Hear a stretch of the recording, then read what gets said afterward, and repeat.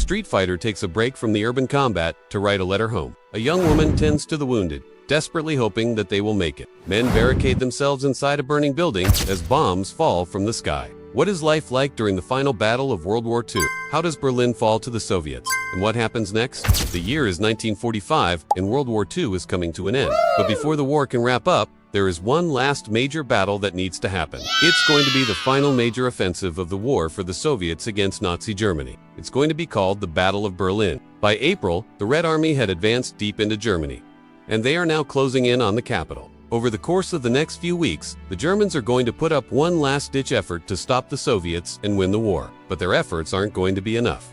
And by the beginning of May, the war in Europe will be over. In this video, we will explore the final battle of World War II. Let's get started.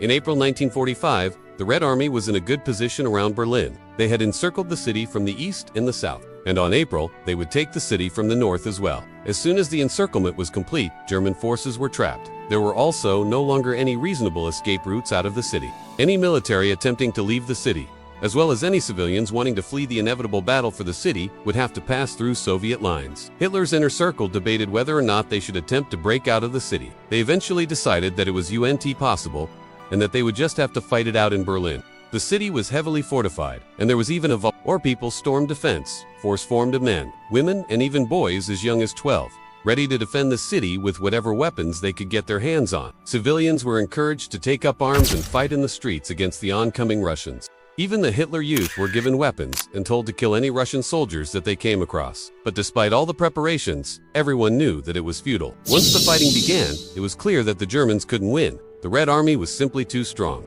The Soviets attacked on all fronts, pushing the Germans back more and more. Slowly but surely, the Soviets took more and more ground. They fought street by street and building by building. At times, the fighting was so close that hand-to-hand combat was necessary. This went on for about 2 weeks. By mid-April, the Soviets had taken most of the city. They were only a few miles away from the center of town. The main government offices were still standing, and Hitler was still in his famous bunker beneath the Reich. By this point, the fighting was getting very close to the bunker. Bombs were falling from the sky, and the entire building shook with each explosion.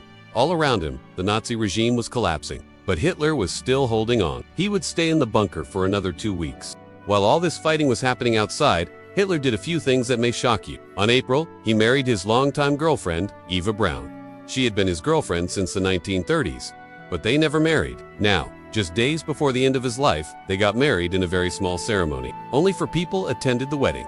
One of those 4 people was Joseph Goebbels, the propaganda minister. Goebbels and his wife, Magda, were very loyal to Hitler, so much so that they would do anything he asked of them, even if it meant sacrificing their own children. On April, Hitler summoned Goebbels and gave him an order. He wanted Goebbels and Magda to take their 6 children and kill them. Then he wanted the couple to kill each other. Hitler left instructions on how the poison should be administered, and then he left the room. He didn't want to hear their pleas or arguments. He just gave the order and left. We do not know if he personally gave the order because he did not want to dirty his hands, or if he had someone else deliver the message. Either way, this is what happened next. Goebbels and Magda took their children into a room, gave them a sedative, and then shot them. When it was just the 2 of them left, they took a cyanide capsule together. This isn't the only shocking thing that happened in the bunker. During the final days, Hitler issued a death warrant for everyone who worked in the bunker, as well as some people outside the bunker, like Admiral Karl Donitz. He wanted them executed by the SS.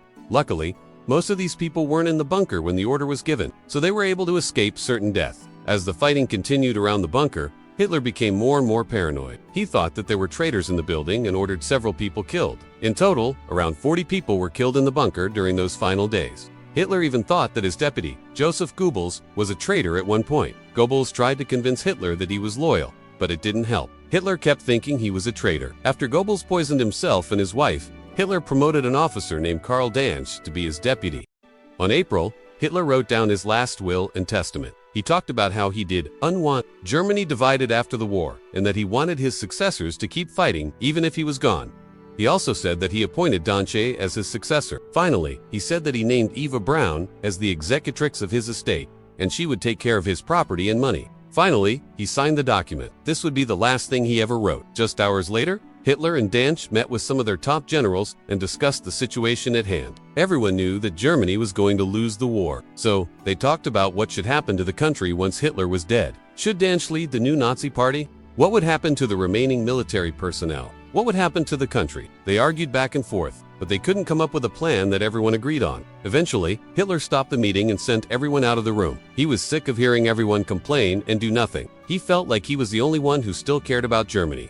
As the day wore on, the Soviets got closer and closer. Their bombs were landing right outside the bunker. That evening, Hitler summoned Danch again. He asked him if everything was in order. Danch replied that it was and said that the generals would meet back up the following morning to continue their discussion. Hitler didn't like this answer. He wanted answers now. Why wasn't everyone ready to fight to the death for Germany? Why weren't they ready to do anything he asked of them? What was the purpose of the Nazi party if not to fight for Germany? He started yelling at Danch, telling him that he was a coward and that he would pay for his failure. Danch stood there listening, not saying a word. He knew that arguing with Hitler would just make things worse. So he stood there while Hitler ranted and yelled at him. When Hitler finally calmed down, he went back to his bedroom. Danch left the bunker to go see the generals and discuss what was happening. That night, Danch returned to the bunker and went to Hitler's bedroom. Hitler had already gone to bed, so Danch waited until the next morning to talk to him. In the morning, Hitler was in a good mood.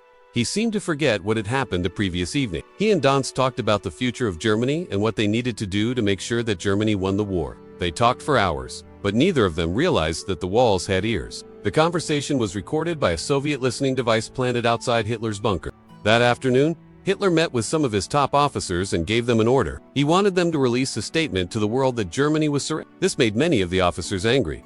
They thought Hitler had finally lost his mind. They told him that there was no way they were going to surrender. Hitler just stared at him, not saying a word. He let them rant and yell at him, but when they were finished, he still told them that he wanted to surrender anyway. Later that night, Hitler met with Danch and told him that he was going to commit suicide. He said that he had already written down his will and that he wanted Danch to follow it. After that, Hitler went back to his bedroom. Danch went to see the other officers and told them what Hitler had planned. They all agreed that they wouldn't allow Hitler to commit suicide. They would protect him with their lives. But when they returned to the bedroom, they found that Hitler was already dead. He had taken his own life with a pistol. Braun was dead as well. He had taken a cyanide capsule. The war was over. Germany had surrendered. Hitler knew that he was going to lose the war. He didn't want to live in a world without Germany. So he took his own life rather than live as a prisoner of the Soviets. With Hitler dead, the officers knew that there was no reason to keep fighting. They surrendered immediately. The Soviets entered the city and raised their flag over the Reichstag building. Berlin had fallen. The war in Europe was over. As the Soviets advanced through Berlin, they caused massive destruction. Over 70,000 Soviet troops would die during the battle, along with tens of thousands of Germans. But despite all the death and destruction, the Soviet flag raised over the Reichstag was a symbol of hope. It symbolized the complete collapse of the Nazi regime and the end of Adolf Hitler. The taking of Berlin marked the end of World War II in Europe and the beginning of the Cold War era. Germany was split between the Western Allies and the Soviets. This would lead to decades of hostility between the superpowers. If you enjoyed this video, check out our video on the Battle of... Thanks for watching.